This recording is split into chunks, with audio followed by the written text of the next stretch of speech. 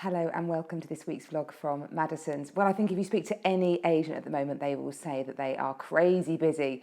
I've been talking about it every week now, that pent-up demand surging forward. And interestingly, Zoopla revised all their very negative predictions that they made during lockdown. During lockdown, they thought that 400,000 transactions would be lost as a result of the pandemic, a decline of 30% in sales.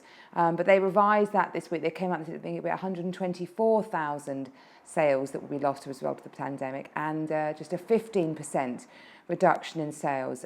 They feel that the extreme activity in the market at the moment is that pent-up demand of people who wanted to get going anyway. They think the pent-up latent demand will be 80% of what we're seeing at the moment. So it's kind of going to happen anyway, although of course that remaining 20% for people who decided their home isn't quite right for them during the pandemic.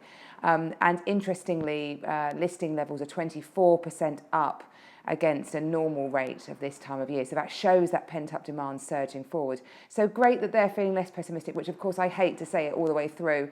As anyone knows, I stayed very positive that pent-up demand would surge forward, and that's indeed what we're seeing. But of course, lots of talk about how this debt from financing the economy and keeping it turning, meaning that buyers are feeling quite confident at the moment, is going to be financed. And a lot of talk of whether that will be taken from the property market.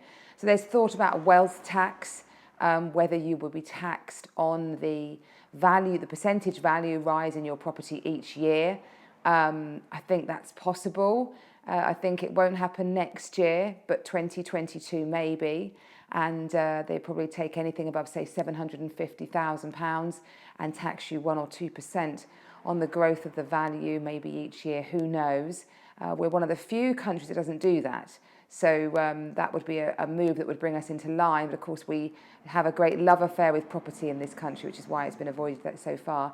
Or maybe capital gains tax on a sale. That's another route that a think tank is thinking about, is rather than paying stamp duty, which is obviously borne by the buyer, the seller will pay CGT, capital gains tax at maybe 10%.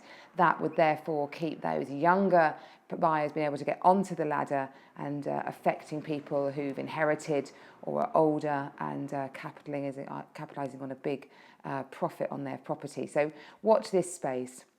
But if part of the pandemic did mean that you decided your house wasn't right for you and you fancy a move out of the city into the more lovely regions where we enjoy, then do look at the Rightmove blog.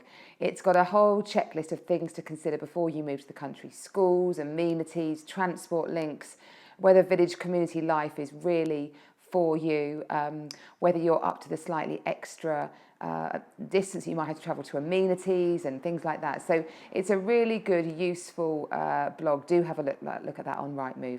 And 2 new properties that we've taken to market this week. Well, if you want to escape to the country, then this one could be for you. It's a lovely 2-bedroom apartment in Mayfield Grange, immaculately presented. It's a very prestigious development just outside the village of Mayfield. Lovely communal grounds, a communal gym when that's open, and yeah, presented in tip-top condition. That one's on at a guide price of £440,000. And alternatively, we've got a lovely property here in the town, a nice little 3-bed family house just off the St John's Road, really secluded, tucked away position, this one, despite being so close to the amenities. And that one as well got a really nice garden, presented in great condition, guide price of £480,000. If either is of interest, do give us a call. We hope you have a good week and look forward to seeing you next week. Bye-bye.